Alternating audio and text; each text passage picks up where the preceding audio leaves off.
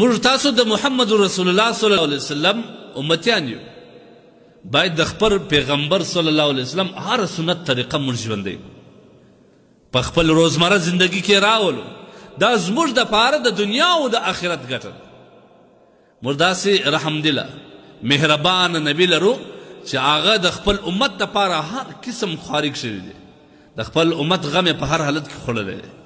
نو د هغه نبی پر سنتو باندې په نقش قدم باندې کلل د دنیا او آخرت ګټې دي په دې کې نن درته د خوب څخه د راکښېنېدو یا چې سړی د خوب سره راکښېني د دې سنت طریقه درته ښیم کله چې انسان د خوب راکښېنستی فورا باید پر ځای باندې کښېني 3 وارې الحمدلله وایي الحمدلله الحمدلله الحمدلله بیا دا سترګې دا رقم ومږدي دا رقم لڅې کې بیا دا دعا وایي الحمدلله الذي احیانا بعد ما اماتنا والیه النشور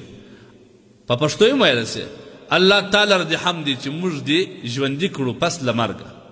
او موږ ټول ستا لورې ته ځو دا د پښتو ترجمه ده اسانه ده چې کله پر ځای کښېنسې 3 وارې الحمدلله وایي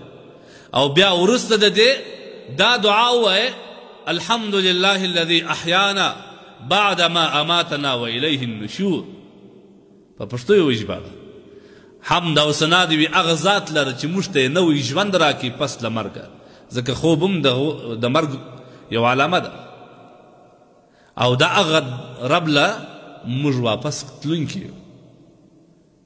دغه رب لره زموږ رجوع ده بیا وروسته د هغه یو ساعت پر ځای باندې کښېني یو دم باید سړی نسي ولاړ چې کله دی پر ځای باندې کښېنستی ښه ویښ سو بیا راولاړ سي بیا فورا په برتن باندې لاس نه کیچه نبی علیه السلام فرمایي چې کله تاسو د خوب راکښېنسته بیا خپل لاس په برتن مه چښئ تر هغه ساعته پورې چې لاس 3 وارې پرېنوئ اوس خو الحمدلله وسایل ډېر دي نلکي دي په نلکه باندې 3 وارې لاس پرېږدي او بیا که د برتن څه د اوبو د راکښلو ضرورت راودې کاږي که نه هسې د خپل په اوداسه باندې پیل وکړي مسواک دې ووایي چې د خوب راکښېنسي مسواک دې ووایي دا سنت طریقه ده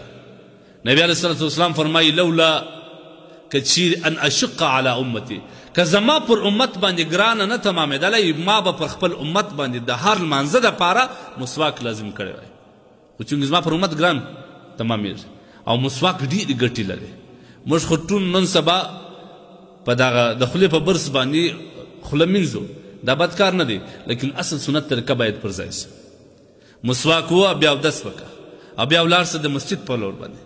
بهتره دا ده چې سړی د سهار سنت په خپل کور کې ادا کړي دا د رزق د پراخي ذریعه ګرځي که سړی غواړي چې الله زما په رزق کې برکت راواچي هغه دې د سهار سنت په کور کې کوي په کور کې د سنت بل روایت کې دا هم دی نبي علیه السلام فرمایي چې خپل کورونه مقبرې مه جوړوئ هغه کې لمونځ ادا کوي نوافل کوي سنت کوي عام طور نبي علیه الصلاة والسلام معمول دا و چې سنت به یې خپل کور ته رسول خپل حجرې ته به رسول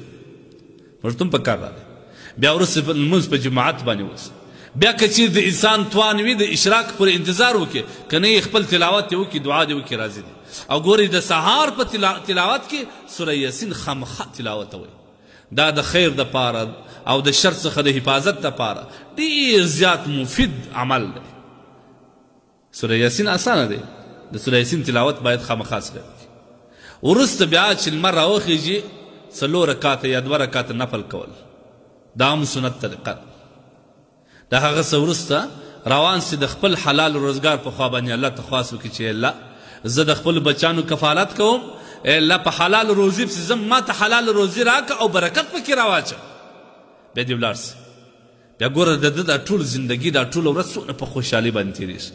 بیا د ماپښین د لمانځه د جماعت اهتمام کول د مازدیګر لمونځ په جماعت باندې کول د ماښام لمونځ کول د ماخستن دا ټوله زندګي داسې په سنت طریقه باندې ژوندی تېره کړي بیا به د ده په زندګي کې برکت ومي خوشحالي به هم پکې خوند به هم پکې لیکن داسې